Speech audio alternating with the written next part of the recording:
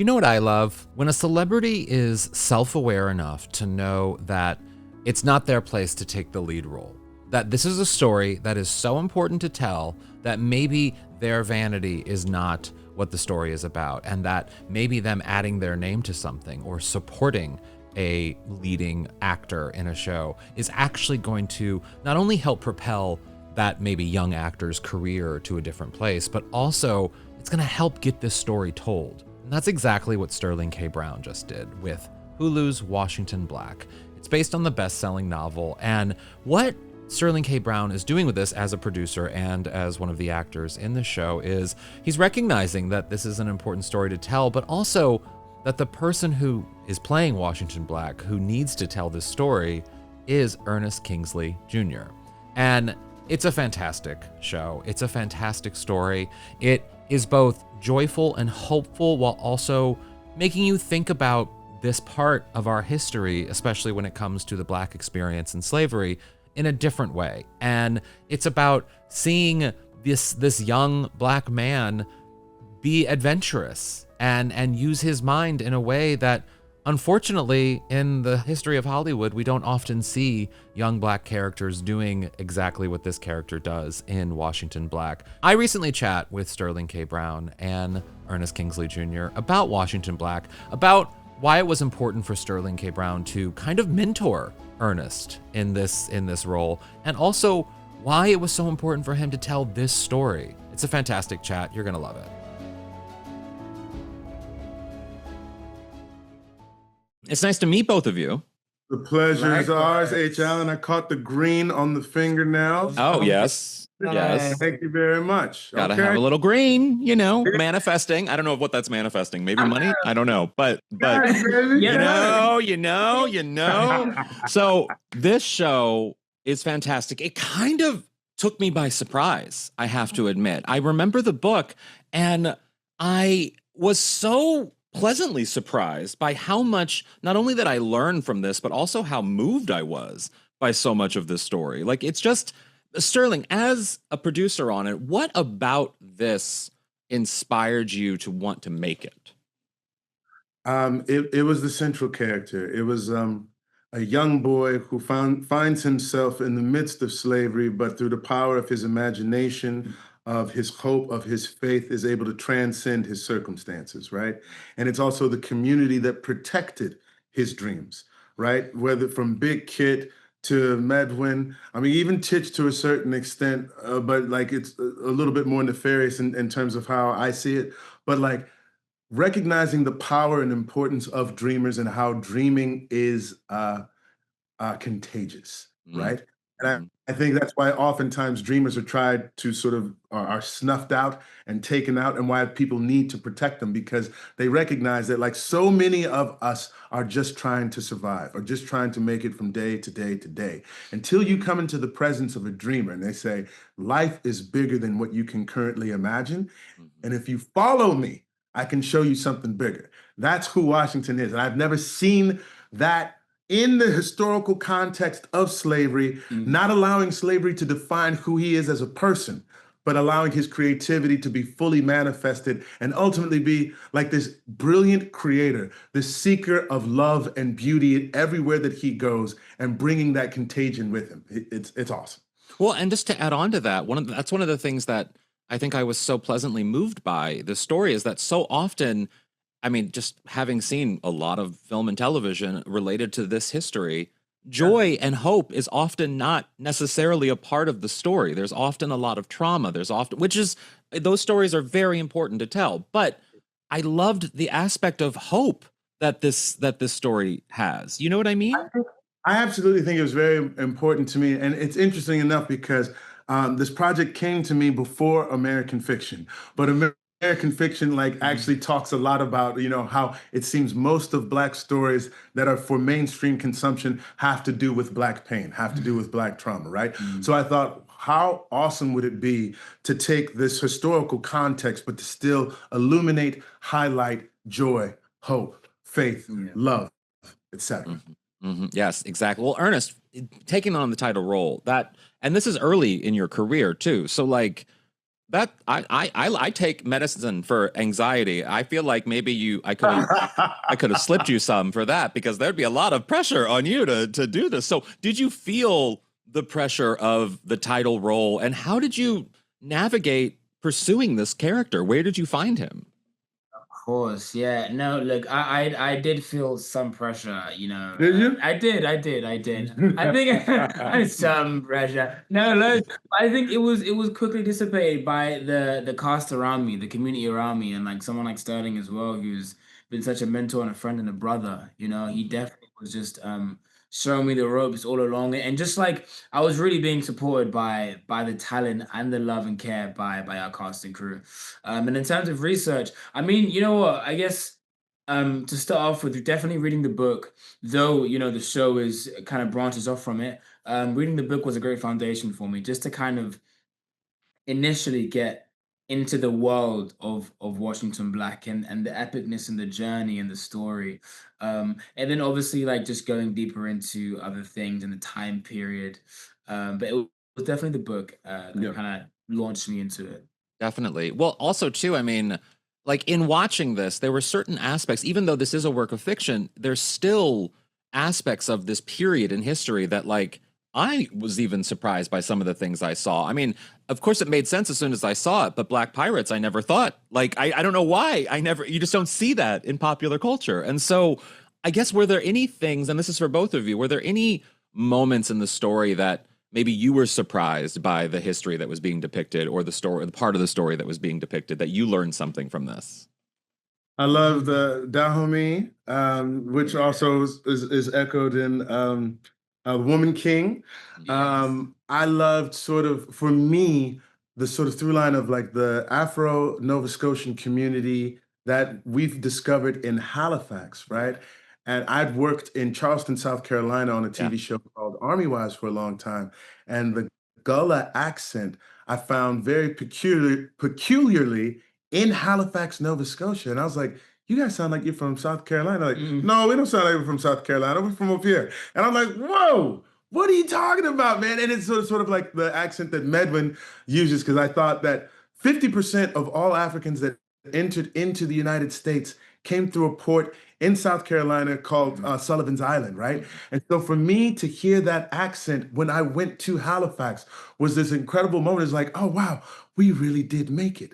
There are people. Mhm. This Underground Railroad is not something that I just heard about. I Yeah. see the evidence of it here in Nova Scotia while we're shooting on location. It was a magical moment for me. Yeah, definitely. Ernest, what about you? Did you learn anything about the history? I think Sterling kind of touched on it. The Afro Nova Scotia community, you know, obviously we see how you know Medwin has really upheld and built that community at the time, but also just going there and filming and you know realizing that they had been there for like nearly 7 generations, you Hmm. know, and just seeing the community they've built and how close knit and tight they are. You know, against all odds, against you know when they first arrived there, you know, all those generations ago, like you know, they were given the kind of a terrible land, like the unfertile land, and Yeah, what they built from that, you know, what they yeah. did, and they're still there in abundance. I think, yeah, just getting introduced to that kind of culture and community was really cool. Yeah. Also, too, I mean, there was the science element of it that I feel like so often with Black stories. I mean, we all know George Washington Carver, but outside of that, there's not many depictions of like, Black people loving science and space and like and flying and all of these different things. And so I wanted to know if that part of it, that this character is so well rounded, the story is so well rounded of Black people being interested in things that often we don't see on film. You know what I mean? That like, doing things that we often just see white people doing, basically, frankly. Was Mm, H. Allen, man, you're making my heart just Oh, crack open in the most beautiful way possible, mm, because there is an active erasure of our history going on in the United States right now, right? To make it sound as if like we just didn't exist. mm, And there is no American history without Black history. And there's also a de-emphasis of our history of creativity, of innovation, of invention, right? And so in order to put that on the screen, hopefully people will reverse engineer and be like, you know what? I know it's a work of historical fiction, but what is the history of Black entrepreneurship, invention, creativity, because there's so much that we've done, but that's not get highlighted, Yeah. right? I think for such a long time, especially as a young person growing up in the States, the idea of being smart and being cool was sort of seen as anathema. They didn't sort of cross over with each other, especially in the Black community. Actively putting something on screen that shows a very, very cool, passionate, loving man who's so smart, who's so imaginative, who's so creative. Hopefully, we can destigmatize the idea that being smart isn't cool. Yeah, yeah, exactly. Well, also too, I mean, I had a professor once tell me, which I has stayed with me forever, that Black history is American history. Like we Come just on. need to reframe that idea because so much of the roots of even our Constitution is based around the conversation of how we treat Black people. So that to me, it's just American history is Black history. But Ernest, for you, you're not necessarily American, but you're telling this uniquely American story. For you as a perspective, what as someone who is maybe didn't grow up learning about American history in the way that I did, which, was twisted sometimes, but like I learned it in that way. So what was it like you sort of processing this oftentimes uniquely American story about slavery and about the Black experience? For sure. I mean, to be really honest, American Story, yeah, but it felt quite. I think it's quite like universal in terms of the kind of different like Black, British, and American. I feel like that kind of universal story of us going through that hiring narrative and pain in our past and triumphing over it, and also just the thing of us not getting the credit for our Mm, inventions and beautiful things we've done. Like it spans across, unfortunately, history, not just for for the Americans, US, but right? across the world, Right. globally. And so it was like touching the kind of core of the experience that is universal for us. Um, and I think the thing about seeing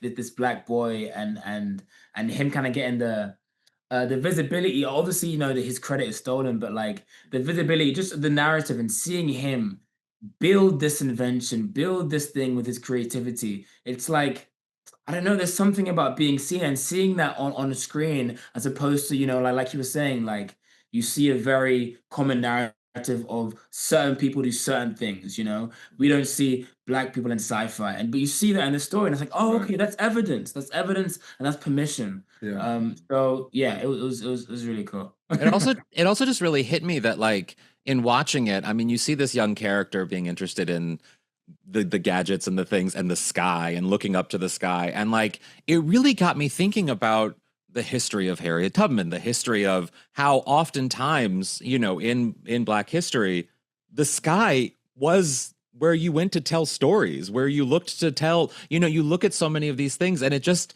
the marriage of that just really moved me in watching it and sort of this interest in sort of this kid being interested in things that I think oftentimes in the Black experience and in the slave experience, that is a big part of it. Those narratives, those stories, are looking to the stars and seeing what's up there, seeing what's in the clouds, and then seeing that little boy's face when he's in the sky. That was just, Yeah. that hit. That definitely hit. Quick Oof. question. H. Allen, are you Black? No, no, no, but I read a lot. I read a lot. You read a lot, but Yeah. like it does make sense, right? Because Mm. if you look just in your immediate circumstances, right, you may just see fields and places where you've labored throughout the day. And so the escape is the sky, Yeah. right? Like sky is the limit, sky is the possibility Yeah. because it doesn't represent anything that's immediately around you. It's like at least there's some expanse, there's space, there's distance, there's the possibility exists up here. Reality is here, possibility is there, right? Even with regards to wash and the water, you know what I'm saying? Like he's a Mhm. boy who, like never gone into the ocean and didn't know how to swim, and then ultimately, my man had to throw you into the water when you were a little boy, Right. because the water also represents possibility. It's the unexplored, right? Yeah. We've explored this part. Where can I go to be free? Where can I go to be fully realized, right? And then you have a young boy who goes into the water and learns how to fly. He Yeah. found it. Yeah. Yeah, it's a really beautiful just painting in general of sort of this character. But Sterling, also for you, I mean, ever since your Oscar nomination. It seems like every few months you have something new coming out. You don't stop. I mean, I stress about taking vacation sometimes, but I really do think you need a vacation. Like you just do you not like taking breaks? What is it right now in this moment for you that you just keep producing such great work? Thank you. That's very kind. There is a part of you that feels like you want to strike while the iron is hot. There is a part of you that feels like, oh, you know what? If you don't do something, then maybe they'll forget about you and they'll sort of take, well, easy come, easy go sort of thing. I do take breaks. Like I still like assistant coach my son's NFL flag football team. I see my other son play soccer all the time. I take little breaks for myself, but I try to structure it in such a way. The TV show that I get a chance to do in the States keeps me at home for about half the year, and then I have the other half the year to play around with. And it's been a good formula for me because my family knows where I am most of the time, and then I still have space to sort of scratch the creative itch inside of me to just do something different. Variety is the spice of life.